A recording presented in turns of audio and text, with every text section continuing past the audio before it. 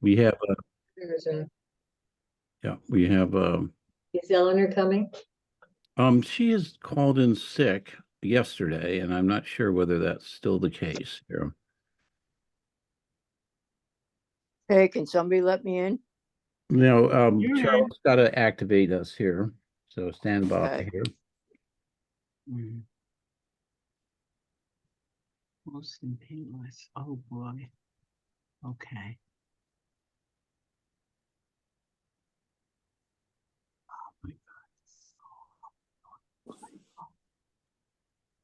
I might have to just change the lighting when I can see what I look like. No, You know. So if I get up real quick, that's what I did. well, we're live in Okay, it's coming. I'm sorry, Reg. I it's really live. So we'll have attendees joining us in a minute. learning curve. It's really not.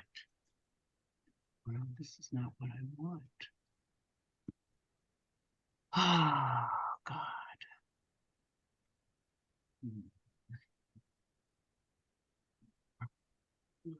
Facebook, YouTube, pause, stop recording, pause it.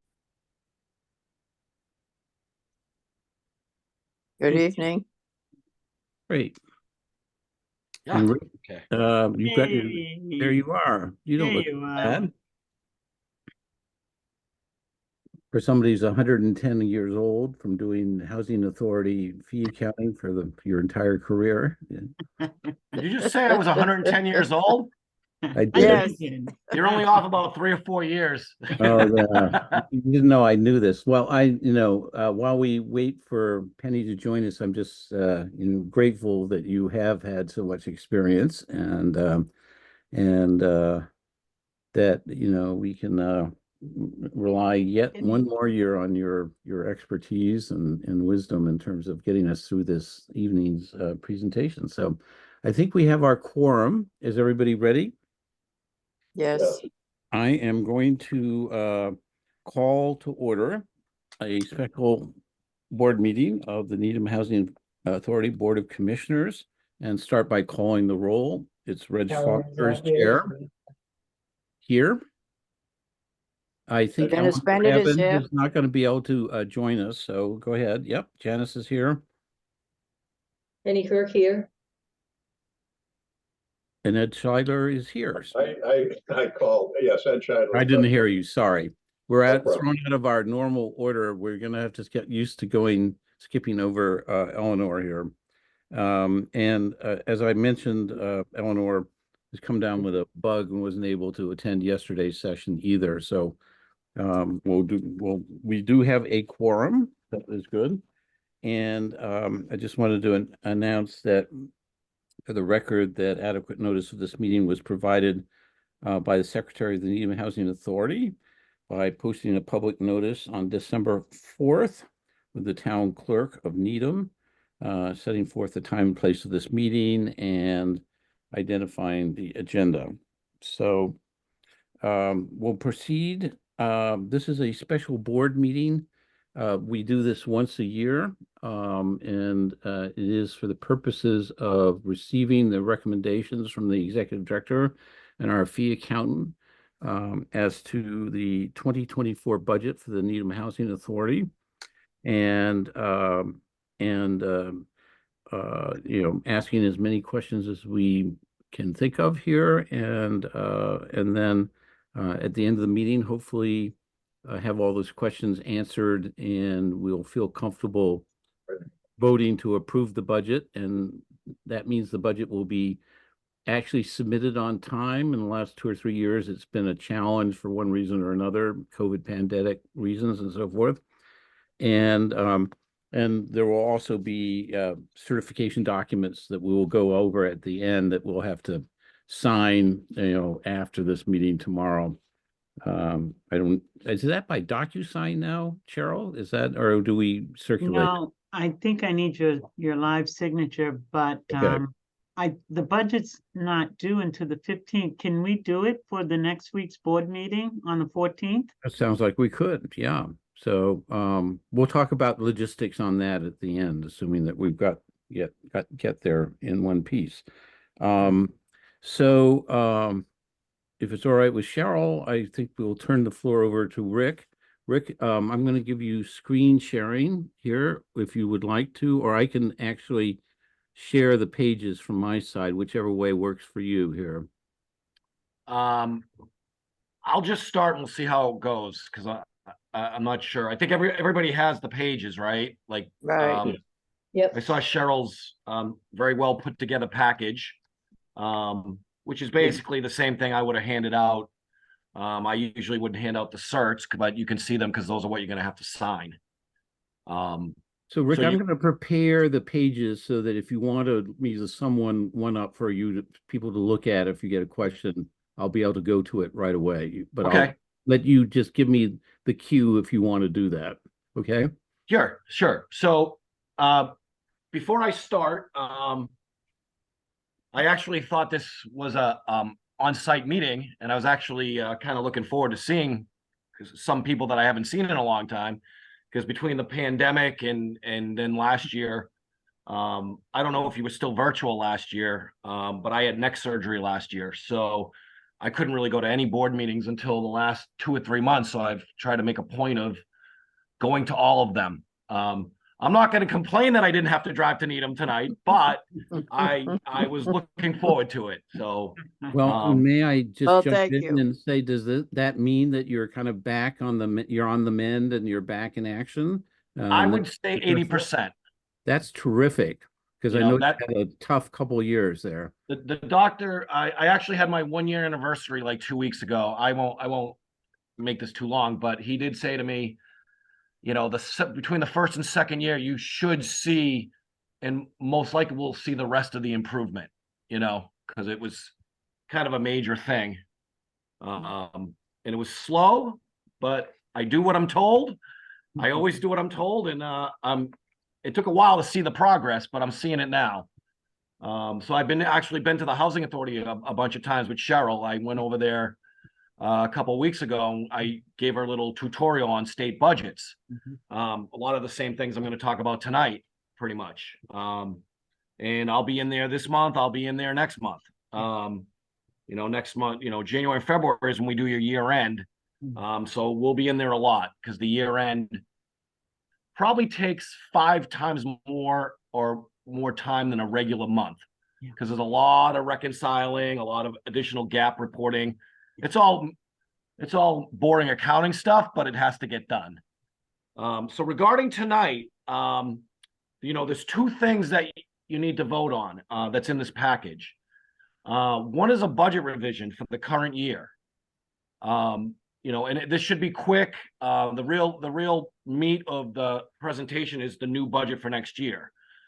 Normally, I don't do a budget revision unless it's to get the housing authority additional money. You know, if one line's over and one line's under, it doesn't matter. What matters is the total expenses, and you know, you're well in that range. But I did it for 2 reasons. One is because they were giving you $50,000 for the resident service coordinator instead of the $22,000 they've been giving you forever. You know, this came out after I did the budgets last year. And also there was a settlement the housing authority had with an older employee, and DHCD specifically said, because I had this talk with Steve a million times, that they were going to reimburse $35,000 of it. That is correct. And they have not sent a letter verifying that, which is what I was waiting for. And the only way, and this is from experience dealing with these type of issues for 30 years, is to put it in the budget revision, make them see it, and then address it. So by putting it in the budget revision, you're basically saying, here it is as an exemption. Now here's the additional subsidy you have to give us to cover that. So if you look at page R1, you know, which is probably it's page 2 in Cheryl's packet. So my pages are numbered on the top right, and then she's got them numbered on the bottom right. But the ones that start with R are for the revision. And you can see the only line items that changed were the salaries to cover the resident service coordinator, because they're funding that, and the $35,000 for the legal settlement, which does not go in legal. That's not the way they have you do it. They have you put it in as administrative expense. And I put the two little explanations on the right-hand side there. And just so you understand how that works, I always calculate your allowable cap. And for 2023, with the additions, it came out to the $714,000. So if you look at page 2, this is my calculation, and you can see if you just go down it, you go like 4 lines down. Everything else stayed the same from the original approved budget, except the resident service coordinator went from 22,000 to 50. Oops. Oh, okay. I got confused there for a second. This is R2 and page 3. Okay.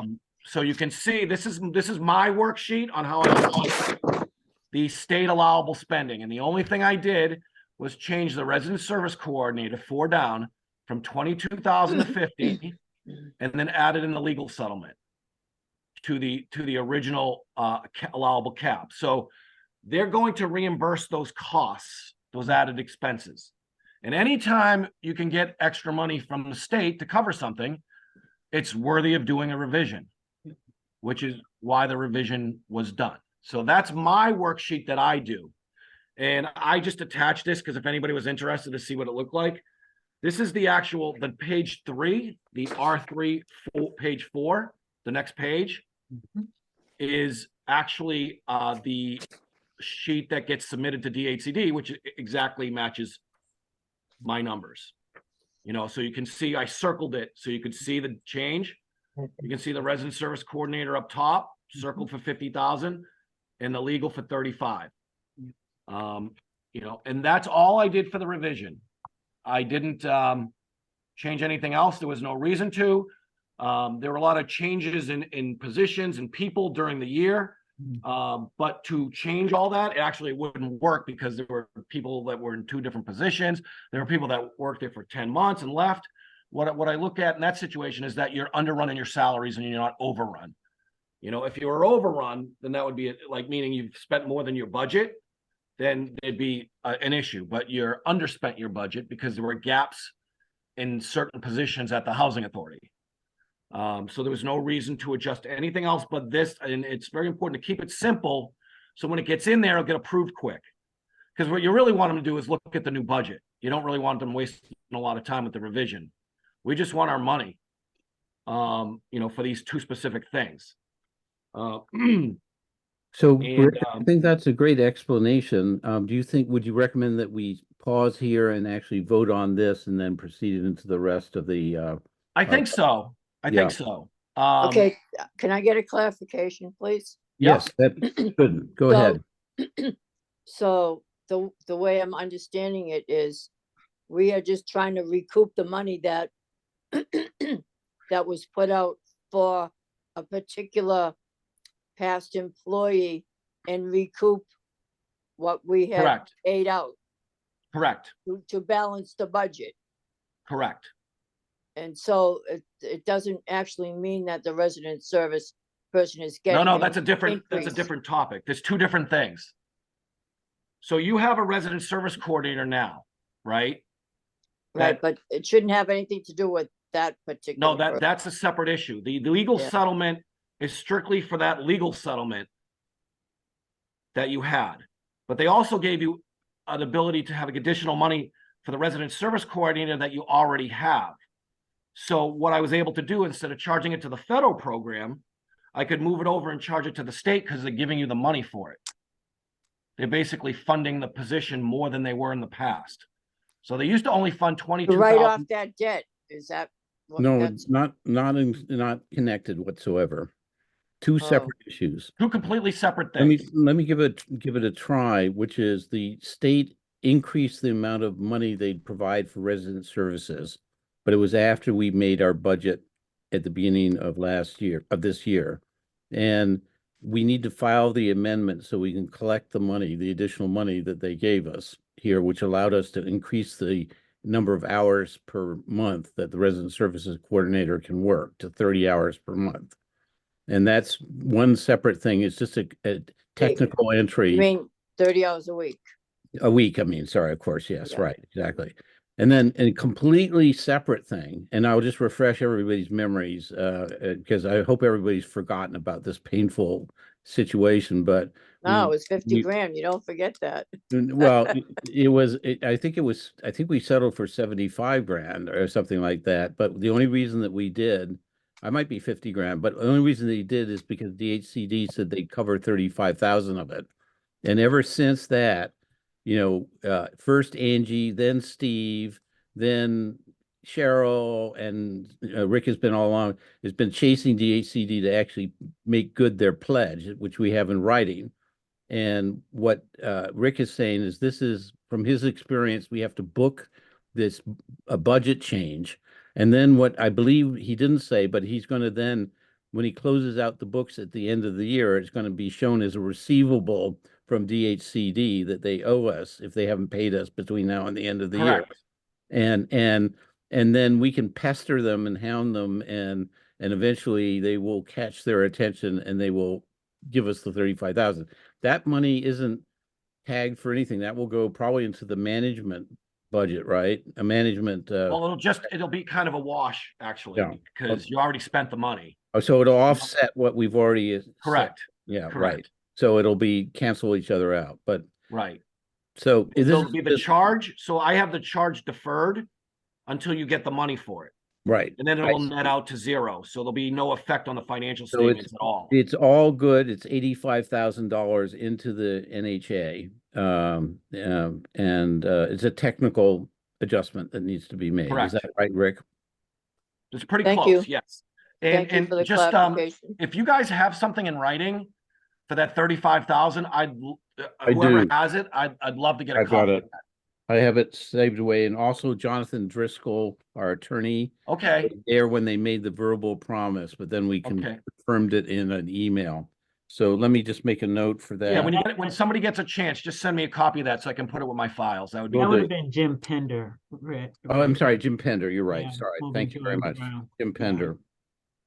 Okay, so I've made a note on that. Are there any other questions for Rick on that? So can I hear a motion from somebody to approve this amendment to the fiscal year 2023 budget for the Needham Housing Authority? I'll move for the, And Janice moves, and do I have a second? I second and I'm jealous. Second by Penny. Any further discussion? We have to do a roll call vote. And if there is none, then I'll call the roll in our usual order. Reg Foster says aye. Ed Scheidler says aye. Penny Kirk, aye. Janice Bennett votes aye. And Commissioner Evans is absent tonight due to illness. So that's a 4-1, Rick, and that's approved. Okay? Great. So the real meat, and this is really positive. I've done a lot of budgets already because what happens is there's a lot of housing authorities that have a June year end. So those were done, July 1s get done first, October 1. So you're the third quarter of budgets. So I've done about 20 or 25 budgets already, and I've been through this process. And so what's happened is, I don't know if everybody remembers, but last year, the state increased the allowable spending cap by 9%, 9%, yeah. which was really good. Mm. This year, they even outdid themselves and they increased it by 13%. Mhm. Wow. Okay, so for the housing authority, if you now go to the first page 1, which is her page 6, that's where I recalculated the cap. And it was an extra $77,000 added to the cap. Okay, so the way the state program works, and this is the critical piece, and this is why this has been a huge help to housing authorities. If you don't spend all that money, you get to keep it. So when the cap gets calculated, are you looking for that page, Reg? Are you Yeah, looking which it one up, is it or numbered? Yeah, it's number 7. 1 and Oh, I got Cheryl's it. thing Yeah. is number 6. I found it. Yep. Thank you. Okay. Yep. So when you get it up, I'll just point out a few things because I have notes Here on we my go. own. Can you see it? No, click the wrong button here. Let me try that one more time.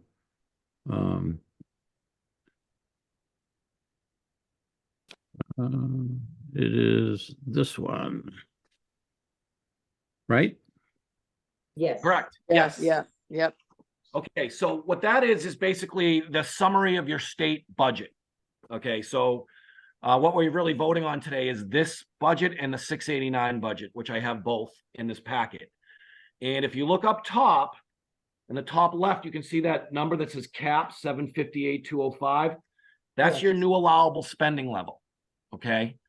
And like I said, if you spend less than that, you keep it. It goes into your reserve. It's really the only way a state housing authority can increase their reserves, by underspending their budget.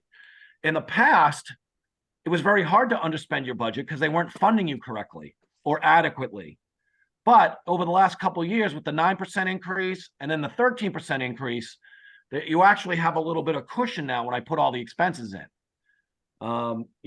If I always kind of look in comparison wise, and I looked at the what the reserve was at the end of 2017, and I have it at the bottom of this page. I just won't get into it too much, but it was down to $30,000. So the program itself was basically like down to zero, was almost at a deficit reserve. Now we're in the $200,000 range. And what I do is I do an analysis of the prior year expenses and the budgeted expenses. So with the 13% increase in allowable spending, they allowed up to a 7% increase in administrative staff, meaning, you could give people up to 7%. You can't go over the 7%, but you don't have to give 7%. So some people got 5, some people got 4, some people, that was based on, me sitting down with Cheryl and going over every single person in the budget. You had it for a minute there, Reg. Yeah, I'm sorry. I That's didn't all set right. it up in advance. I'll and wait for you because I'm going to you go know, over the changes as soon as you get there. Okay. Yeah. Oh, no. It's just getting so I can use a pointer here. So I'm sorry about this here. That's all right. It looks like it's going the wrong way. It is. It's working its way through there. It's Hey, you want to go up, Reg? yeah, I will. Oh, He I'm knows. sorry. It's just not cooperating right now. And it's making it so I can highlight things when you talk about it, and I think it'll help everybody while I'm doing it here. And it's like got 4 more pages to go here.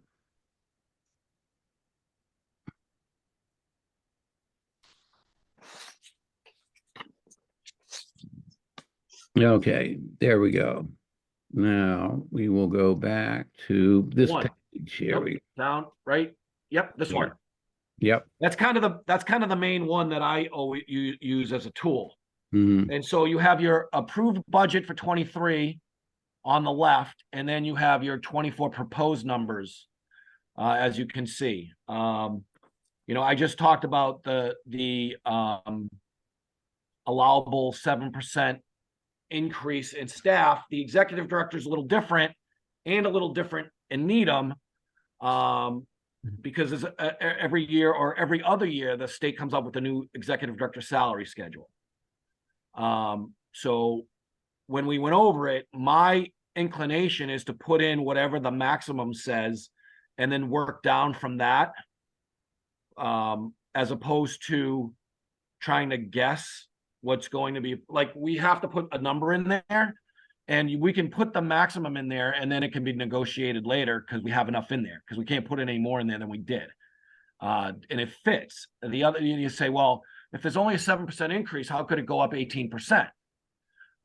And the reason why is because Cheryl wanted me to add an additional administrative position, more an assistant to the executive director and deputy director position. Just, I think, just to cover the workload at the housing authority, which I did and didn't really have much of a problem doing.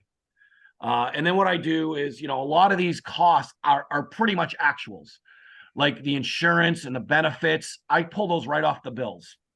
There's no real wiggle room there. And I know what those are. Legal expenses, they went down a little bit.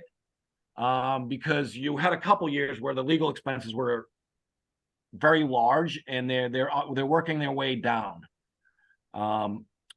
You know, one of the things I've been increasing everywhere, remember, we have a 13% cushion. So one of the things that I've been increasing at housing authorities, especially, and I think it's appropriate here, is the need to increase the travel account in case, you know, with the new staff, if there's training seminars that the director or a new staff need to go to, you want to make sure you budget enough room in there to do that. So that's the reason for that increase. My accounting fee, I usually adjust it by whatever the allowable increases in salaries. So I talked to Cheryl about that, and you know, so that's what I did. In total, it's 7%. There's more to this program because this is where all the work comes from. But in total, it's actually a little bit less than 7%. And then I also added $200 for doing High Rock, which I do want to talk about tonight, because we took over the books at High Rock after last year. And, you know, it's kind of a side note, but we're plugging away on that. And when we did it, we thought we were going to start it in April, and we couldn't do it. We couldn't do it in April because we were following not good numbers. So what we had to do is take the audit numbers from the end of last year, not to get overly technical, and use that as the beginning balance and redo January, February, and March, because we couldn't use the housing authority numbers. There were too many adjusting entries and they weren't quite matching up. So the point of us taking the books is to avoid that going forward. And that's what's going to happen. We have worksheets, we tie out the mortgages, the debt, the grants every single month. We have, so, you know, it's going to allow the audit, because I deal with the auditors all the time. And actually I worked with them to get this set up. So moving forward, you should see a dramatic improvement in the audit for High Rock. Just on a side note. Okay, so there's something in front of me here. Yep. Is Sorry. that you? Yep. Okay. There. Administrative other looks like it went down. This is a little tricky, but it really went up because remember we had that 35,000 in there, which was a one-time shot. So I had to pull it out because they're funding it in 23. So actually, you know, I increased that by about $10,000 to cover the increase in the office rent, as well as some supplies, and just going through. I went through a lot of invoices to come up with some of these numbers. Maintenance labor, we go over this every year. I'm sure you're going to remember this when I start talking about it. Is the maintenance men get labor and industry? They get paid labor and industry. So in April, they are going to get a raise. But I cannot put that raise into the budget because DHCD only wants actual hourly rates in for the maintenance men. You know, I'd love to put in a 4% estimate or 3% estimate, but you know, that's the way they do it, which is why I always build in a significant amount of money for overtime to cover whatever increase they do get on April 1st. You know, so keep that in mind. So when we get down to, like I said, I'm going to skip the maintenance materials and contract costs for a second, because that's kind of the critical piece to your budget. So everything else is like pretty, you know, standard historical cost. The insurances are actually mostly the insurance policies themselves. So those are pretty accurate. The benefits includes the retirement bill, health insurance. I've got all those bills. So those are very close to being right on. Where I have wiggle room and where we always in the past have put the surplus, and this is how you end up building your reserve, is in maintenance materials and contract costs. So you can see on the left, I put the actual spending as of October for those line items. So if you look at maintenance materials, we spent $33,000 through 10 months. So if you just follow it across, you can see 33,000 through 10 months, and we budgeted 50 last year. 50 is still enough. There's no reason. It's probably more than enough, which is okay. Because if you don't spend it, it goes into your reserve. And then I did the same thing with contract costs. I tried to be a little bit more realistic with that, and I'll tell you why. I did something a little different this year, because of the 13%. I bumped it down because you can see we've only spent $56,000 through October, and I still budgeted 84,000, which should be plenty. Even if you had a significant amount of additional turnover costs or some additional maintenance, there's plenty in there to cover that. Mhm. In the past, if you remember, we said we always budget to the cap. Mhm. However, because the number's so big now, we don't want to budget to the cap because you want to budget under the cap so it flows into your operating reserve. So in the old days, you can see where the insurance was, right? You see that insurance expense? There used to be an account called provision for the operating reserve. It was a long, Reg, you might even remember this. But so with the provision for the operating reserve, what you did is put everything you didn't think you needed into that account and it would filter into the operating reserve. Mm. Now you just don't budget to the cap. So if you go up to the top left, you can see the cap is 758,205, and we're under budgeting by the cap by $49,000. So that's going to flow into your. So if you spent every dime in this budget, the reserve would go up by $49,000. Question, and did you not say a few minutes ago that our our reserve is a bit on the low side and so could use some increasing? Is that right? That's right. And that's what the 49,000 is for. And so that where you have the operating reserve is at 29%, right? Starting off this year, we'll be adding to that. Is that what you're saying? Correct. Correct. And that's the rainy day fund, right? Yes. And what you want to do and what your goal is to be above 35%. And because of the 13% increase in your funding, it's almost not like your allowable expense cap. It's more like your available subsidy cap. Right. So they're giving you. So you got us it's supposed here for 24 at 39.7. Is that That's right? right. Yeah. And that's conservative. You could be higher than that. And We this, did budget $48,000 in non-routine, but they were very basic, specific things, including a utility vehicle that Cheryl wanted me to put in. And those pages are all. We're going to go over all those pages, but this is kind of the summary of the pages behind here. but you're saying, just to clarify, that if we can get through the year without spending the 49,000 available, then that will make this, and nothing else changes, then this becomes 250,000 and becomes a more robust, a better operating reserve. That would be after, but that's what I think projected reserve at the end of the year. Oh, this is the end of the year, So so you'll- that includes the 49,000. Correct. Yeah. Right. That's with Otherwise, the it would- 21,000 in total Yeah. increase. If it was all budgeted, then this number here would go down, Correct. 30%.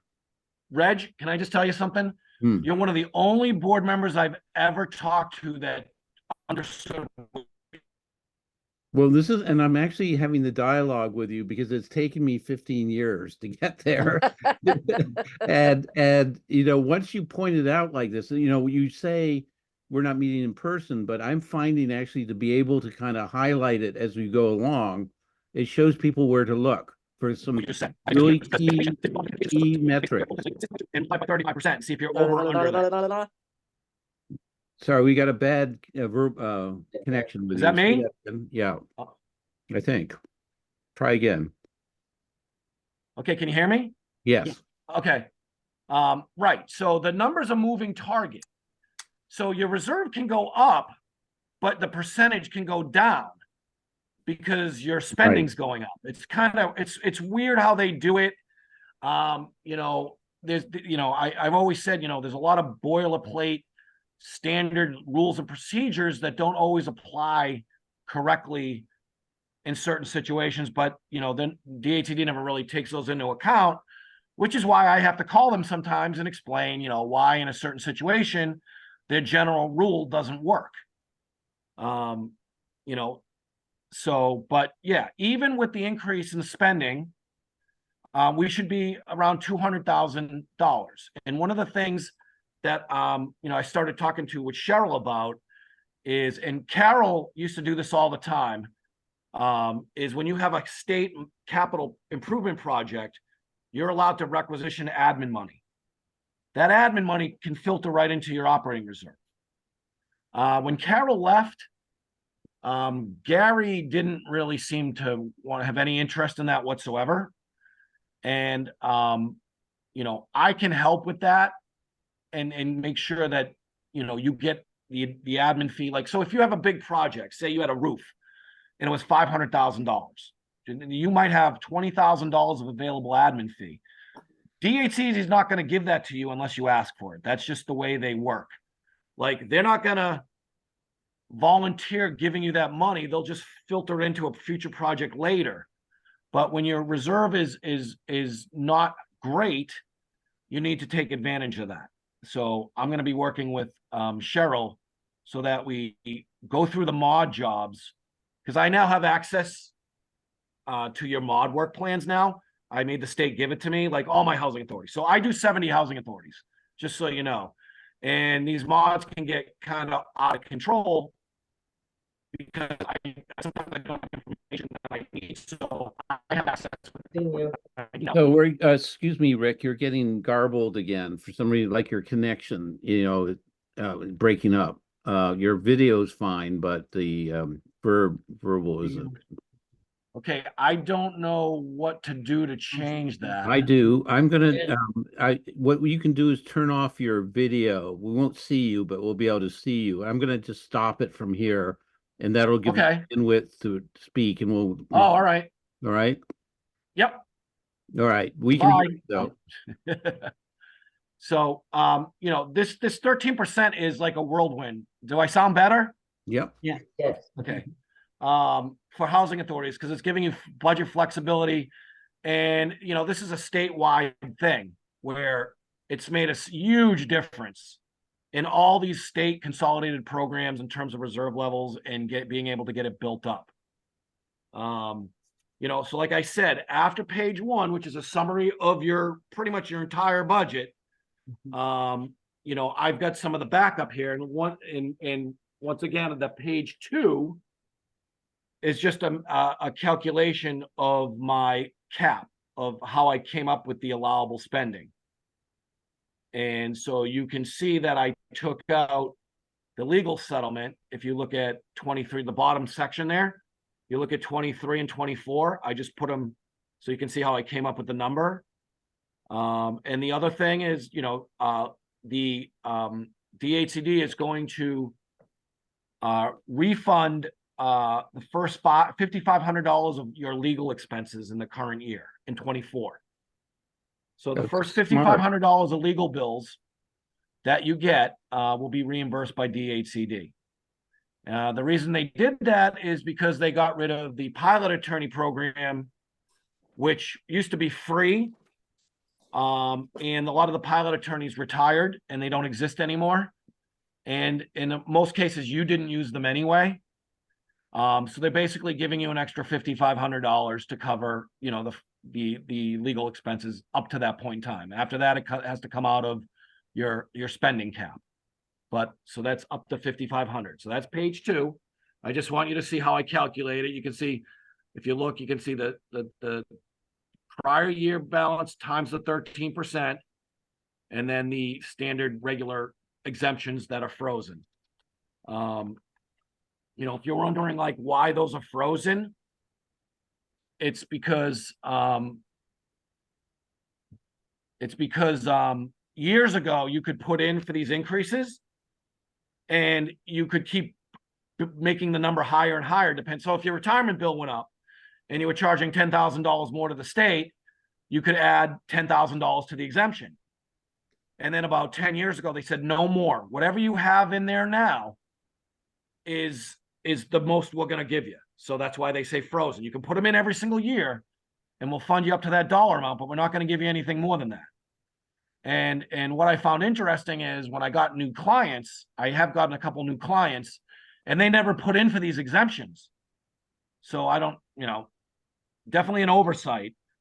So when I tried to put them in for the first time at these new clients, even though I get them approved everywhere else I've ever been, they said no, they wouldn't approve them because they weren't approved before. So those housing authorities are getting penalized because they never put in for the exemptions, you know, when they had the opportunity to do it, which is kind of too bad. And I thought they'd be a little bit more flexible on that, but they have a very, very strict rule on that. So that's just how the cap's calculated. That's the number that goes into DHCD. That's the number that's on the CERT pages. You know, everything matches. I quadruple check it before we get to this point in the process. Rick, I'm gonna try to Page turn 3 your is the video- salary schedule. I'm gonna try to turn your video on and see if we get a, you know, just because it's actually more fun to watch your talk than it is. Okay. You know, so I'm gonna just send you a message. You click that, it'll turn it back Start on. my video. Yeah. I think I need a new computer. There. And I'll put it in, I'll put the pages up as you Okay. go do a deep dive into them here, you know, as we go along here. Right. So, all right. So page 3, which I'm gonna kind of look at. I don't see a number on here. It's number 8. Number 8. Yeah. Yes. Okay. So number 8, which is page 3 in the top right. Yeah. That's the salary schedule for the new year. So when I came into the office, we went person by person, line by line, because there's been so many changes, so many different people. You know, so, but what I did find is like at least half, like maybe 5 or 6 people were getting paid the exact amount in the budget. There were only a couple positions that weren't, and those were the ones that changed during the year. You know, so the amounts that are in the budget in the 24 column are the actuals for the coordinators. You can see we got a Ross grant, one at the bottom now, and an FSS grant. So those are 2 new positions that happened in 23 that get reimbursed. And then I also added that admin assistant to the executive director for $55,000. So you can see the lines that are blank in 23 that have salaries, and we put in a projected 55,000 for that per Cheryl. Everybody else got between 7% and 4%, 3%, depending on what Cheryl recommended I put in. And like I said, we went line by line, person by person. And can I just jump in a second here? So Yeah. one of the things that, you know, with the PRI, we all know what's been going on all year, and it's been getting busier and busier and busier for Cheryl and the staff. And then we started up the seabed project in fall. Everything's going okay, but you know, it's just a lot more work that's going on. And I recommended to Cheryl, I think she was recommending it to herself as well, that, you know, she's got to delegate, she's got to have more qualified, you know, people, good people here, to stay up with all the, you know, lots of them are very simple tasks, you know, but they've multiplied like rabbits with both of these projects here. And you know, that's something we can discuss tonight as a board. But that led to this administrative assistant position here. And then we still have the assistant executive director up here with Margarita filling that since beginning of November, I think. And of course, we have our Ross grant coordinator. We all know about that, and our FSS grant coordinator. So we have like 2 more positions of resident services, which is just a fabulous, amazing win in the last year plus that we hear. And then I think there's also been an increase of the state at the beginning of last year, increased double the amount of money that they were giving us for resident services coordinator as well. Isn't that right, Rick? Correct. So you've got all those captured in this bigger budget, right? Correct. Yeah. Yep. And you've got Yes. it covered within the parameters that we need to cover everything. That's right. That's, you know, when I do a budget, I'll usually ask the housing authority, tell me what you want to do, and then we'll work down from there if I can't do it. Because of, all the additional funding sources and the 13% increase in the cap, the Section 8 reserve's excellent, the Federal Reserve's excellent. Putting the position in there for assistant to the executive director. I mean, I go into the office, I go into your office, and I just see what's going on, and I see how hard Cheryl's working and how many different things she's juggling. And I mean, I think she needs it. I think that's just, when you have all those extra developments going on, there's like the housing authority, it's like a 2-parts thing going on there. I see it when I go in there. I get my 10 minutes, and then she's on another meeting or another call, or, and that's her job, but she's working hard. Let's put it that way. It's good to have that perspective, Rick. I certainly testify to that myself. It's just, we've got to take the pressure off of her because we don't want her to blow up. Totally agree. I mean, I totally agree. And then the other thing, just to go back to what you said at first, the new salary schedule bumped up the maximum salary from last year, but it wasn't 13%. I calculated it out. It's only 1.6%, the maximum salary. But what you found is you could put the maximum salary in and also add all these other positions, which are labor is our most expensive cost. Correct. It's about 80% of the budget, and still make all the numbers work because we got that overall 13% bump. Thanks to Governor Healy, which we really should recognize tonight as finally being a governor that's prioritized public housing in so many different ways. Is that a fair statement, Rick?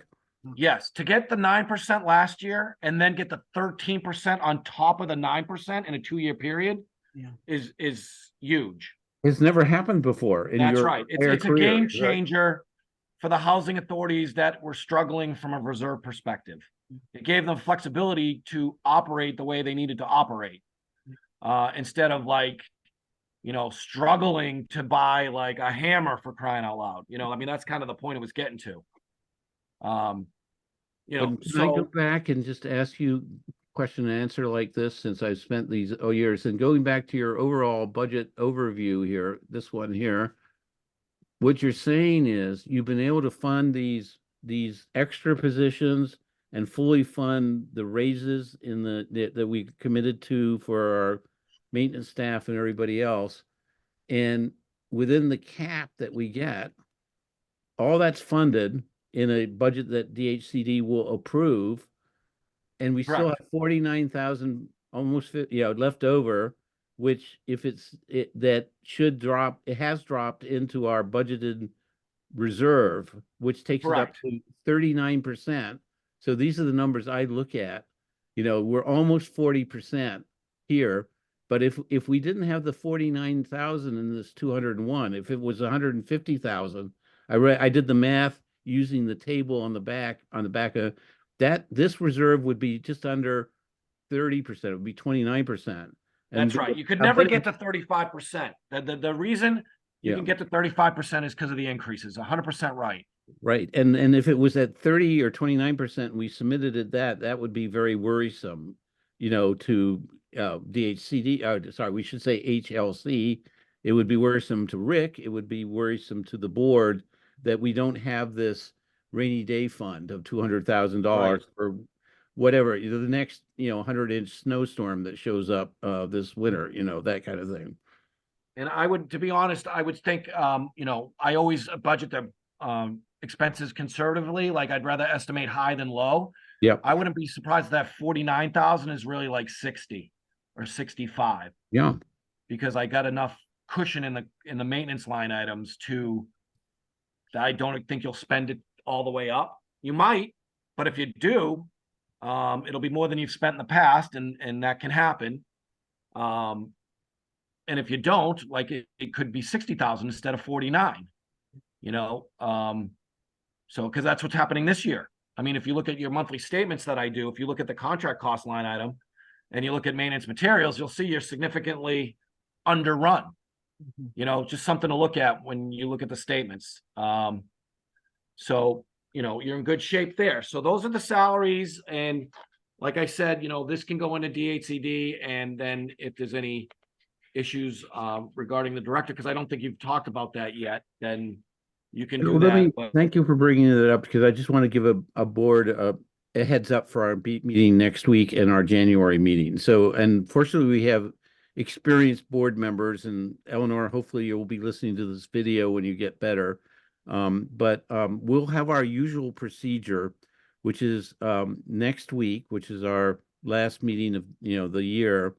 We'll have an agenda item where we talk about the process for goal review, for performance review, and for salary review. And we will all, the board members and commissioners and Cheryl will take our usual salary performance review form and our goal review form, and everybody will individually turn in their review. It will be aggregated completely, not combined, but just, you know, combined, you know, not combined together, but just combined into one big PDF. And it'll be on our agenda for the January 11th meeting. And it's at that meeting that we will do our annual, normally it would be an annual performance review, but Cheryl has a 20-month contract. So we decided, like we, you know, as we have in the past, that we divided into 2 9-month periods. So Cheryl gets some feedback like you would do with any employee in any company, in any organization in the country, midterm.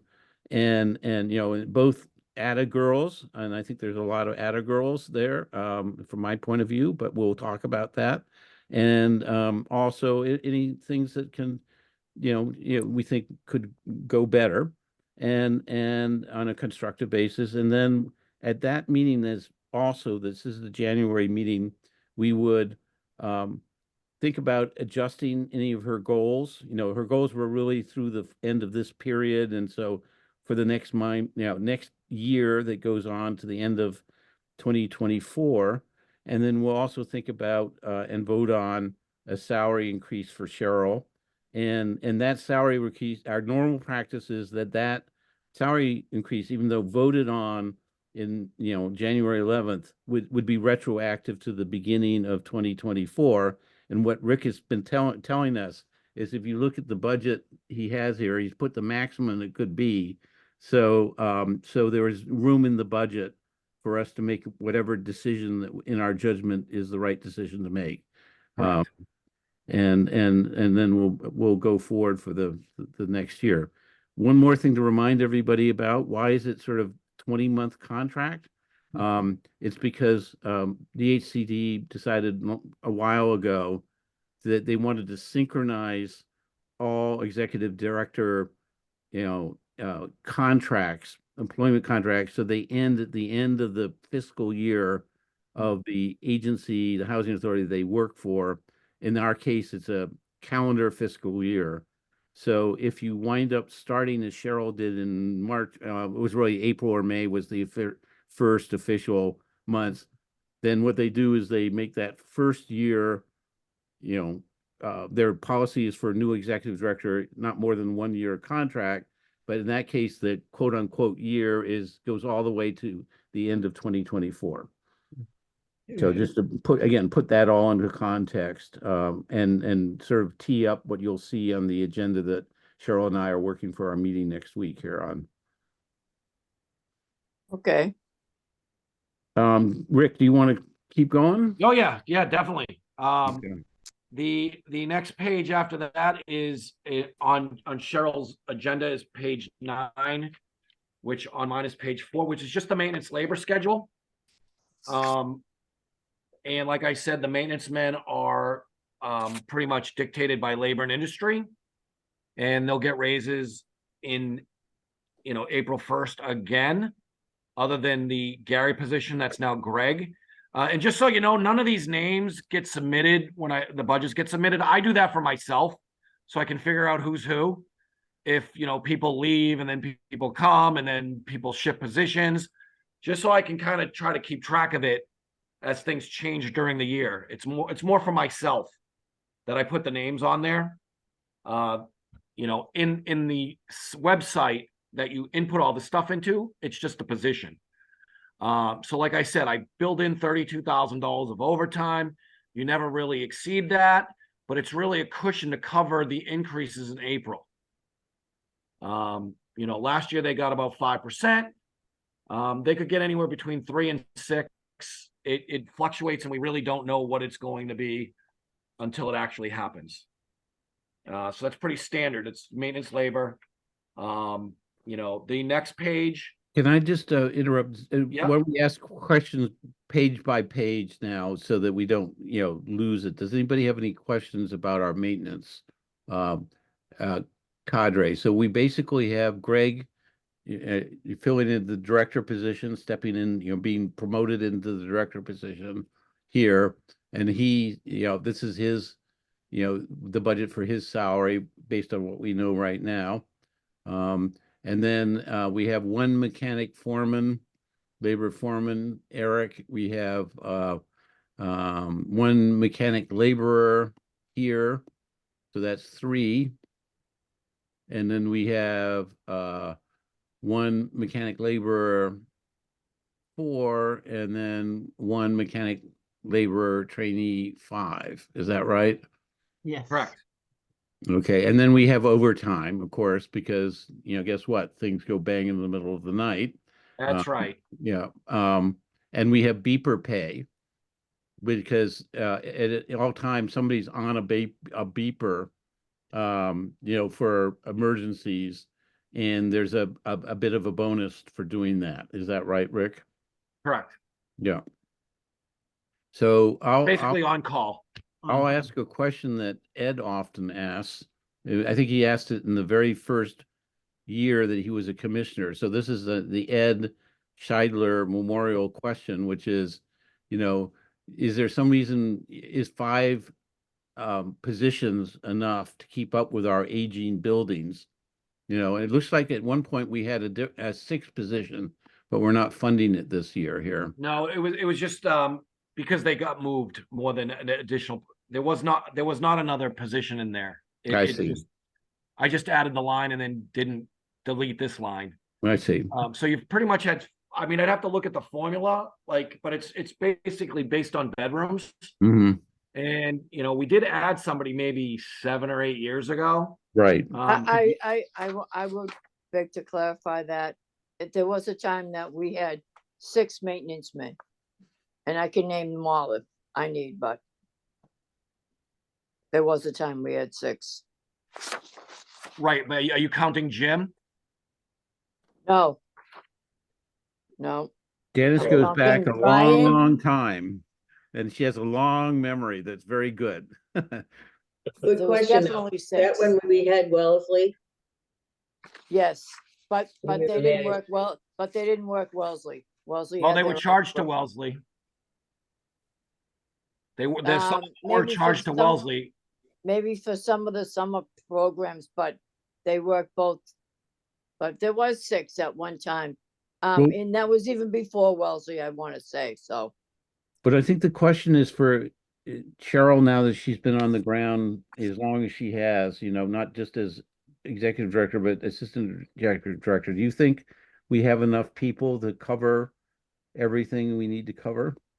No, we contract out a lot of other kinds of services, because we don't have the time. We don't have time to paint the units. We don't have time for certain services that we contract out. We have vacancies that have a 30-day window that we have to turn around, and because the units are so, old and not functioning well, it takes our guys away from, they have to deal with a lot of work orders. There's a great deal of work orders that happens during the day. It takes away from the work that they do on the units, on the vacancies. Ed, do you have your hand up? I did, but the question got answered. Okay, great. Well, let's keep moving along and bear in mind that right now, this is what fits the budget. I don't think there's another maintenance position in the budget. And I believe, Rick, there is some sort of ratio that DHCD applies It's a bedroom, right? Yeah, that there is.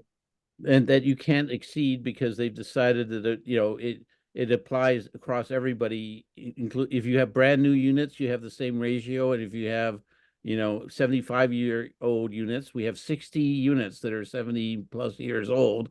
That's Same the ratio. problem. That's a problem. Absolutely. That's But why- they do give you a lot more money for, sometimes it might be better to actually contract the stuff out. So I just went back to a budget from 10 years ago Hmm, while everybody was talking, and there were 4 maintenance men. okay. There was Jim and then 4 others. So that's from 2014. So I'm not sure when it changed, but I could at least go in and look from 10 years ago real quick. Yeah. Well, I came in 1999, and we had 6. And I think I started in 2000 actually. Hmm. Okay. Well, No, it's really true. It's like, that's right around when I started. what Janice said, actually the magic words, of course, which is, this is a problem that is never going to be fixed. And that's part of the reason why we're trying to do this extra work with the PRI is to have brand new units that, are under warranty for the first few years here and, not going to be a maintenance nightmare. Why don't we move along, Rick, and we can come back I know, but now my curiosity is killing me. Okay. So I just went back to 2001 and she was right. Oh, She was right. I knew she was going to be right. Thank you. Janice was right. I just went This has back. happened, Rick. I went This all has the way back to 2001. That's the first budget I have This- on this computer. Rick, this happens about every 3 months or so, and Janice pushes some piece of information out of who knows where it lives in her brain for this long, and and she turns out to be right. Yeah, so Yep, she was right. right. Thank all you. right, Okay, so let's keep going. let's keep going. I'll try to speed this up a little bit because the salaries are really the key. The next page is page 10, which is just the non-routine schedule. And you can see we just put in general turnover, which you can see we just talked about that because if you can't afford, if the maintenance men can't do it, you have enough in your budget above contract cost to cover X amount. Usually we go 20,000 in the state, 30,000 in the federal. And then the one thing that we did a little differently, we put in $75,000 for a utility vehicle. Now, I don't know, is that just the utility vehicle, Cheryl, or is that a utility vehicle and a van? Well, it's a utility vehicle that has compartments in it to Okay, hold tools. So when our Okay. guys go on call, right, things are right there. They don't have to go back and forth, etc. It's all in that van. And it will give us the 5 vehicles that the guys need Right. to move about to the properties. right. Because didn't you fix your dump truck so you We didn't need fixed- to get one? Right. So we didn't get the dump truck because it only had like 13,000 miles on it. Exactly. Yeah. So It- so last year we budgeted for a dump truck. And then when it got to the end of the year, I accrued the dump truck because at that point in time, you were still going to get the dump truck. Right. So, when the auditors came and we were like, where's the dump truck? The dump truck, I said, it never got bought. Yeah. So we actually could increase the reserve because it was a huge help to the reserve. Yeah. Because we expensed it Yeah. because we thought it was definitely going to get done and we wanted it to be in the year that we budgeted it. Right. And then you didn't do the dump truck, so we reversed it. So the reserve looks, that's why one of the reasons the reserve's looking better and will continue to look better is Yeah. because the dump truck that we thought you were going to buy, you didn't need to buy. It did need a lot of work, and we did get that work. Right. done, But But it's still like, mileage was the We had factor 60 that grand in there for a dump truck we that, decided to and keep. so that's why the utility vehicle can go in this year pretty easily. You can see we didn't really add a lot to that either. So that's pretty much all we put in for non-routine. And the important thing is the dollar amount. There will be specific things that come up during the year. And you can do them whether they're in here or not, as long as you have the money. And that's why I do statements every month to determine that. Next page, 6/11. This is the Matthews House budget, which is just your 8 units. And you can see a lot of the changes are consistent with page 1 of the 400 because costs get prorated to these programs. And I would just bump right down to the bottom of this and not get overly into it. You know, you're budgeted close to break even. You might have another increase in your rent during the year. And for that program, you have a reserve of $32,000 for 8 units. So, you know, that's good. Those are the 2 programs you're voting on. You get a check every month from the vendor, and then we charge what we can afford, think we can afford to charge there. And you have $32,000 in that reserve for 8 units. So on a per unit basis, that reserve's great. Now the percentage, you don't pay attention to the percentage like you do at the other one, because there will be times where you have to use that reserve for the specific program if something comes up. Whereas the other state program, you will get capital money for that. So that's not like, I do it as a guide just to see where it's at, but a lot of these 689 programs that they're called, Yeah. Matthews House, they have reserves over 100%. I mean, because that's, you know, the way they're designed to work. You know, so once again, that reserve's great. You know, it doesn't have like reserve restrictions or percentages that anybody else looks at other than me. DATD doesn't look at that one. So those are your 2 state programs. I just noticed something I noticed before, that we pay pilot on this program. I just had not grokked that before, and pilot stands for payments in lieu of Payment in lieu of taxes. and that means that we're paying the town of Needham $864 per year, and something that was negotiated probably eons ago when. Yeah, it's a formula. It's a formula from the state. Yeah. So it's really negotiated between the state and the towns. Right. But what is interesting here is we're talking about pilot because of PRI. And if you come all the way down here to Linden Chambers, which was built in the 60s, an issue that's going to come before the board next month or sometime soon is negotiating the same deal for Linden Chambers redevelopment as we have today. And There's nothing. we got a really good deal. Yeah. I guess so. They only charge you based on the congregate 689 and if you have family housing. Well, and so we're going to highlight that as we go along, because we're going to be doing a training session next year, in preparation of, you know, signing the developer agreement we need for doing the Linden Chambers project and the Seabeds Cook project here. So, just taking advantage of your presentation and your budget here to kind of, all right, so let's go back to where we were before. Okay, so that's basically the budget that you're voting on, and that's the, you know, your state budgets. But when you're doing the housing authority, you got to kind of do all of them at the same time to see how, you know, things look and as the costs get prorated across the board. So page 12, page 7 is kind of like a summary sheet for the federal program.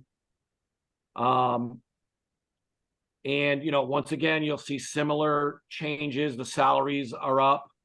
I added the Ross grant in there because I also added the Ross income, maintenance labor, L&I. So it's all kind of the same concept.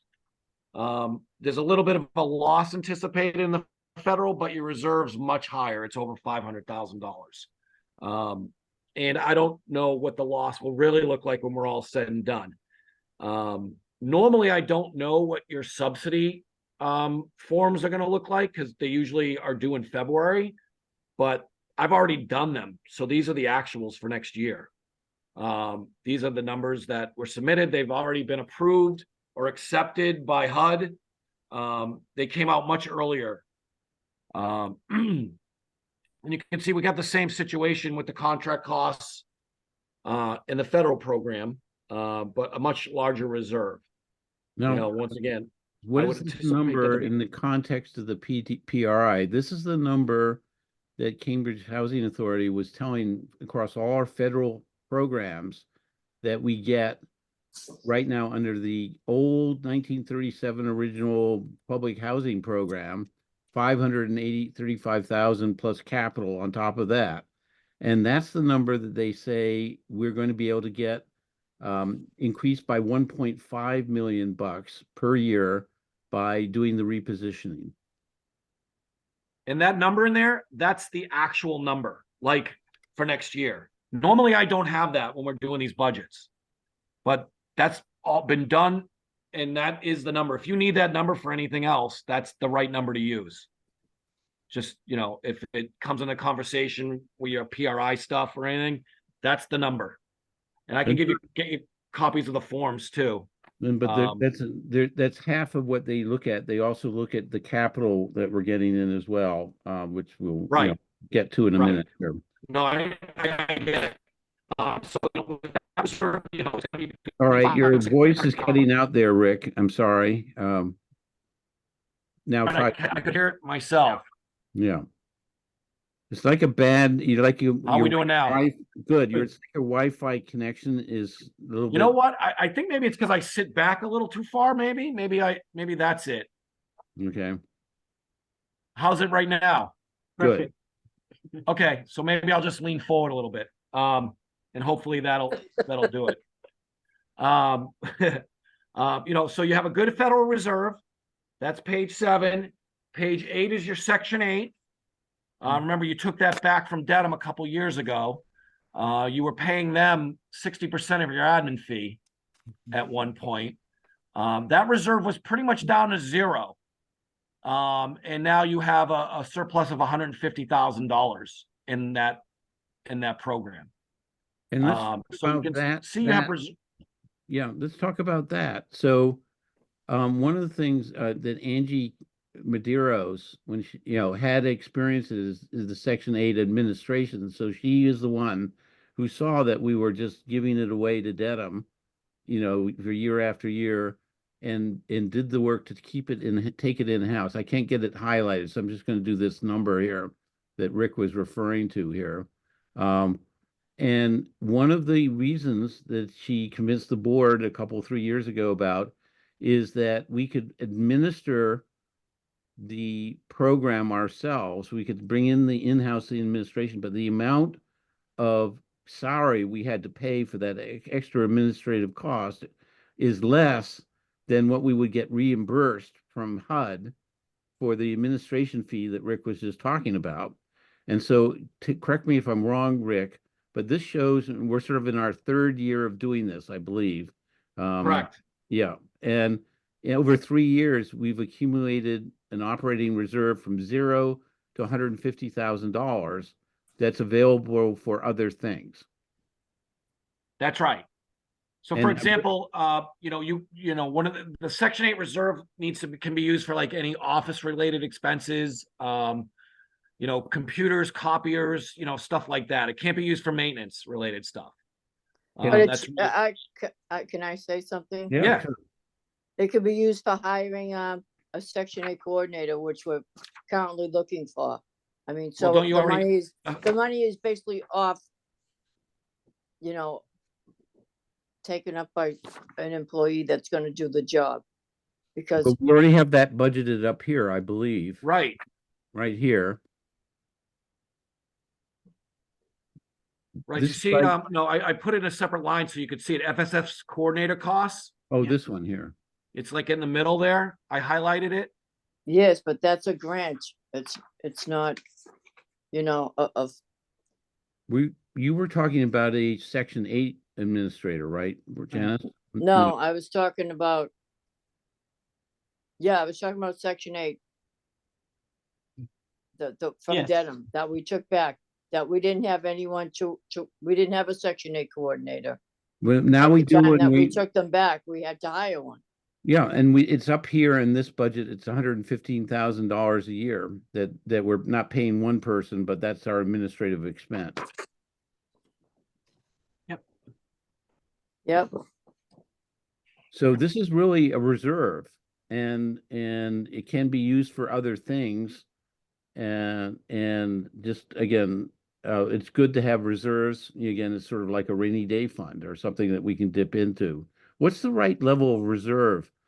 What do you like to see here for the Section 8 programs, Rick? If you went by, anything over 100,000 would be good. Okay, Like, because I just take a third of the expenses basically, just did in my head. yeah. Anything over 100 would be good with this size of program. Now, Rick, Um, I did notice one thing I just wanted to call to your attention. I think we have 123 vouchers now, and I just highlighted that. We got three last ARPA voucher. I don't know why we got them. Cheryl probably knows, but it's 123 now, I think. Yes, And I She's also would not- like a little clarification on when we do go to, the repositioning of, say Cooks and Seabids, with all Section 8, Rick, where will we be then? So Rick doesn't know that, but Cheryl does, Yeah. and I, because we were just talking about that today. right. And it's a negotiation point with Cambridge Housing Authority that we would continue to do our own Section 8. Of course, absolutely. Oh, good. Yeah. I'm glad of that. Yeah, we're not giving that back. They haven't agreed to it. They haven't agreed to it, but the point is Yeah. it's not involved with the PRI Yeah. directly.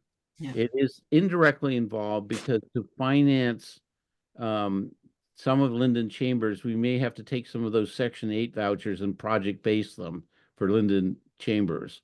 But we're getting the cart ahead of a horse in terms of board discussion that has to be proceeded with some more board training in January here. Yeah, well, there were a couple of residents that had, posed, a few of those questions to me, Reg, so I just figured I would pass them on. No, perfect. Very timely questions. Totally timely questions to be here. honest, I was wondering the same thing. So everybody got their question answered on that one. Okay. What would you recommend, Rick, in terms of what you've seen with your other 69 clients? In terms of what, reserve level? Really saying we want to hang on to managing our own Section 8. Yeah, I mean, definitely the only way you wouldn't do it is if you couldn't find the staff to Right. to run it right, and you'd have to get a lower rate from a housing authority. Right. 60% isn't good. Like, that's way too much. Right. If you got something for like 30, like say you just couldn't, I mean, I do have housing authorities that just can't find a person to run the Section 8 program. Right. Right. And at the frustration level, they finally said, forget it. Mhm. But there's other housing authorities out there other than Dedham that will do it. Yeah. And they'll do it at a much lower rate. Yeah. So it's kind of a trade-off depending on, who you can get to do it. How good are they? Is the program functioning? Right. And, if you keep hiring people and they quit every 9 months, Mhm. then the issue is, okay, who can we get to manage these and at what rate? Right. And if you get a rate at like 35%, for example, as opposed to 60, Mhm. it wouldn't change anything else. Like, you could still charge the other salaries there. There'd be plenty of room. It wouldn't be a problem. You see what I'm saying? So it's more, some housing authorities just don't want anything to do with the program anymore. And they'd rather have it managed by another housing authority because they still get 60% of the admin fee to use to cover other admin expenses. Mhm. So, it all depends. That would be like something like if Cheryl, has a person in the programs, she's not really doing it right, or, Mhm. they leave, you hire somebody else, they leave again. And it's like, this is way more trouble than it's worth. When we can have another housing authority manage it, it might be worth looking into, but never for 60% of the admin fee. Yeah. Never. I think Dedham was doing that Mhm. because at the time, Dedham was the only one managing other housing authorities Section 8 programs. Yeah. Now I know Dedham does it, Brockton does it, Pembroke does it, Taunton does it. Yeah. So I think there's a different type of market out there. Yeah. in competition to manage those programs. Mhm. So it's not Dedham or nobody else anymore. Yeah. So I think that's why it's just like anything else with competition, the more Yeah. competition, the rates go down. Hmm. And you have a good reserve. So, So, you can almost, I just I wanted to call attention of the board and, the public who are on the meeting, just that worked out for us pretty well. And it turned out to be very, very key for the PRI that we were managing our own Section 8 vouchers. Right. If we hadn't have been, we wouldn't have been we would have had to try to get it back, Yeah. Dedham, and that takes a year or two to really, Right. pull off. And- You can't do it overnight here. I mean, taking everything into account, it's always better to have your own units in-house Right. because they're your units. They're not another housing authority's units. Right. So ultimately, I've run into this before. So I'm doing the financials, and if Dedham makes a mistake, it's still technically Needham's responsibility or another housing authority's responsibility. Hmm. So, that's just, something you have to work. Janice, your thing's on mute. Oh, I think you're So on let's mute. I think I think Janice was trying to talk and she was on mute.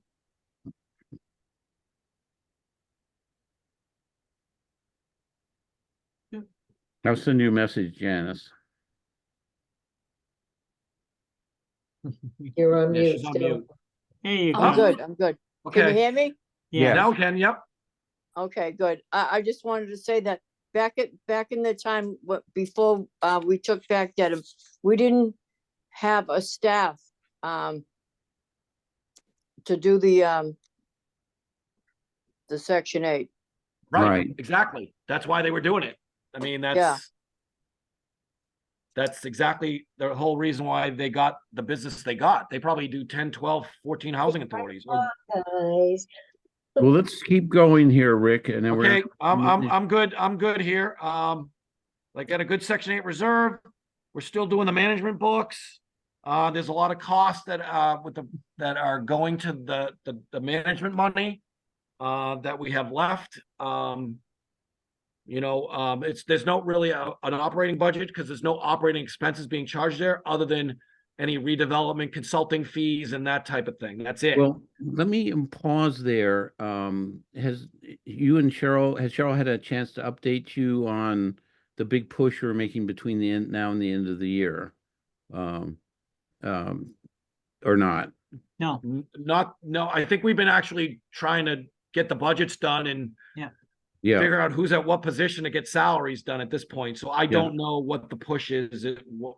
What I don't know. No. So we've been doing the PRI, but Cambridge Housing Authority has been very slow in billing us. And we finally got them to catch up this week. And there's other expenses as well. I don't want to get into any detail, but we're kind of having a meeting to see if we can get everything caught up with the town, so we get everything caught up by the end of the year. And I won't go into details here. You probably need to brief you in more detail, but the idea being that we're behind because Cambridge Housing Authority has been behind, and because other things have caused us to be behind. We're behind a whole year's worth of submitting reimbursement requests to the town for our CPA funding.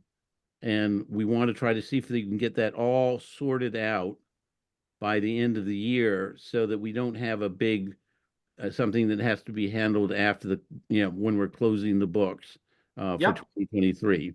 And right now, you notice that we are for eons we used to have $630,000 of our management reserve. That was our leftover High Rock Homes, developers fee, which we saved, and we started to draw it down in 2022. And now Rick is projecting that 2023 it's going to be lower, but it doesn't take into account these backlog of invoices. That's right. No. That's right.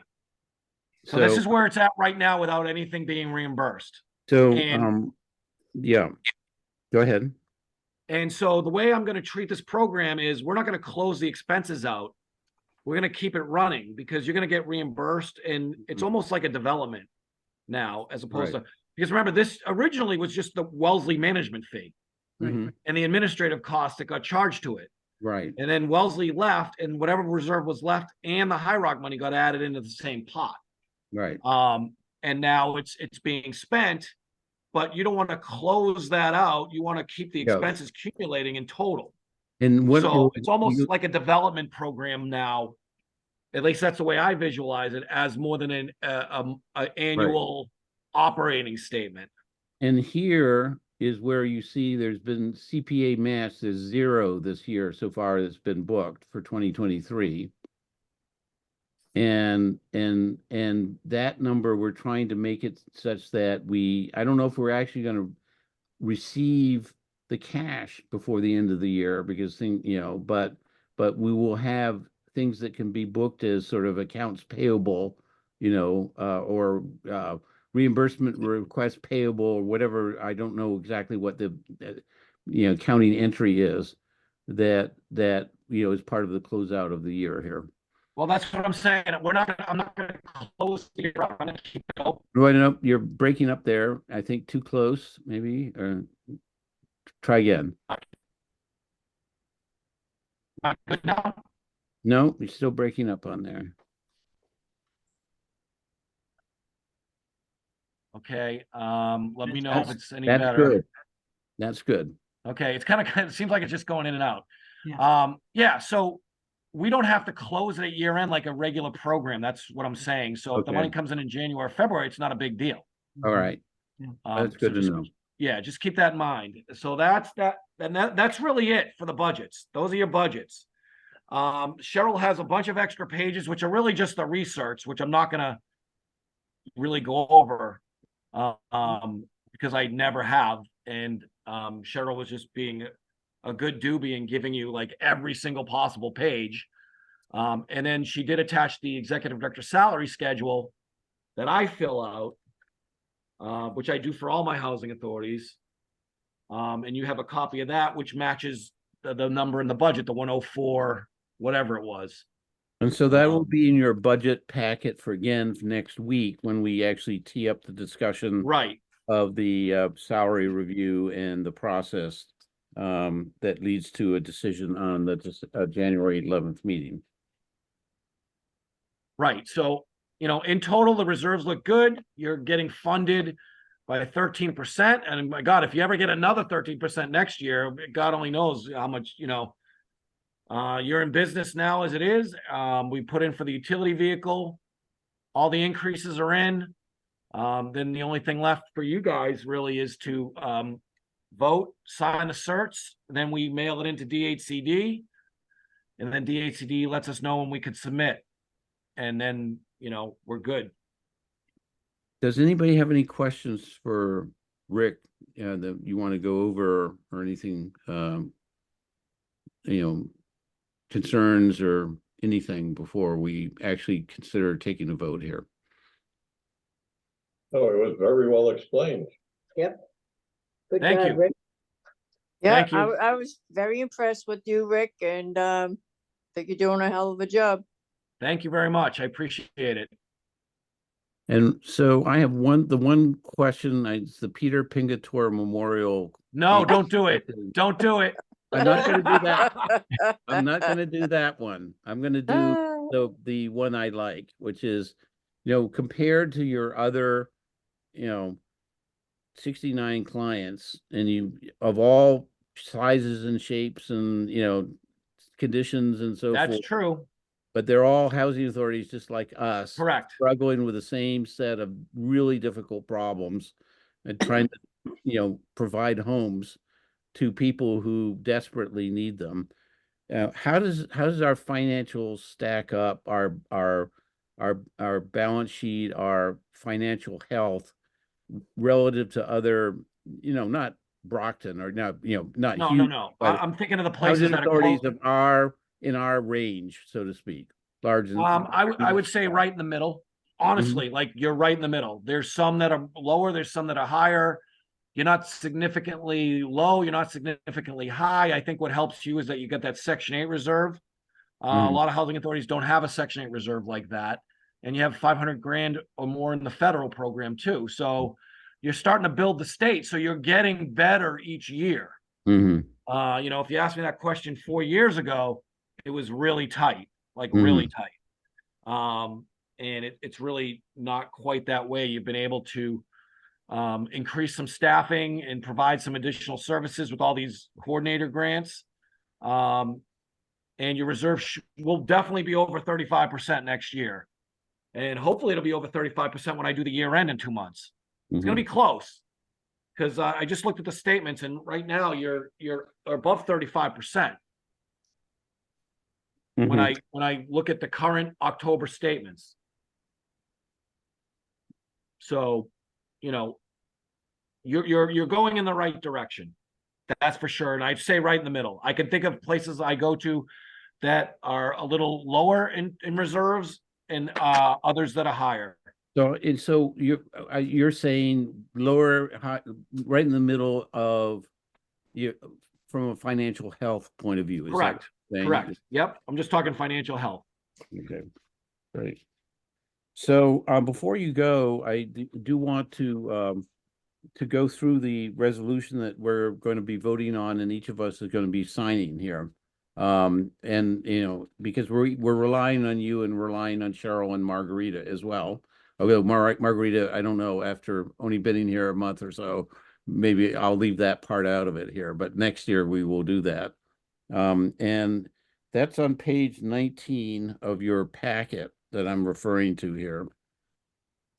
And again, I thank you, Cheryl. This is actually the best budget packet I remember going all the way back to the days that you were a commissioner. So, you probably fixed everything that you found confusing and annoying.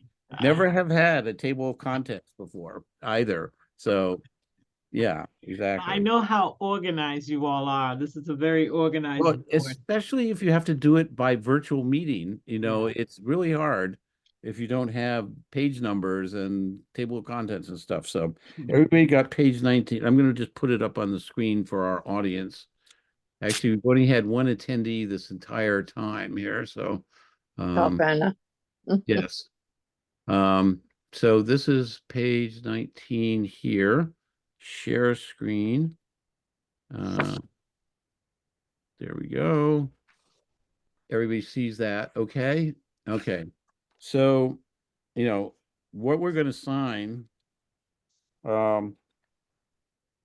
is a certification that says each member of the Needham Housing Authority, a member is a board member, has exercised appropriate care and due diligence in reviewing and approving the annual budget. And we, the undersigned members of the Needham Housing Authority, do certify under the penalties of perjury the following here. So this is our fiduciary responsibility, minus Peter Pinkator's comments here, and which I think were well taken, but we don't have any choice.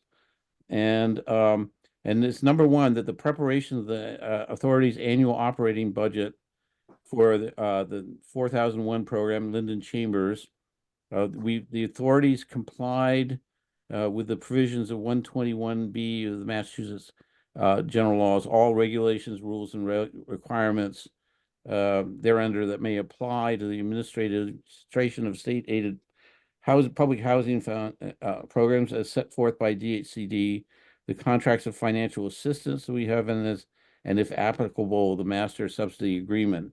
So I guess Rick and Cheryl, to your knowledge, is that true? We've done that, right? Yes. And no person or persons employed by the authority receive financial compensation for more than one position. Is that true? Yes. Yes. Okay. And the attached budget is complete and accurate in all respects and establishes funding for the requested budget year. You know, that's true. And I certainly feel Correct. it's true as a result of the presentation you've given tonight. So thank you.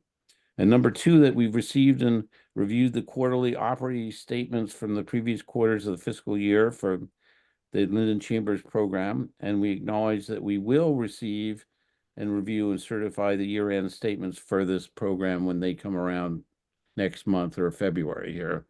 So we get monthly statements, so we actually do better than Right. the standard here. So And you I- will get year-end statements that you have to certify right. in February for your February board meeting.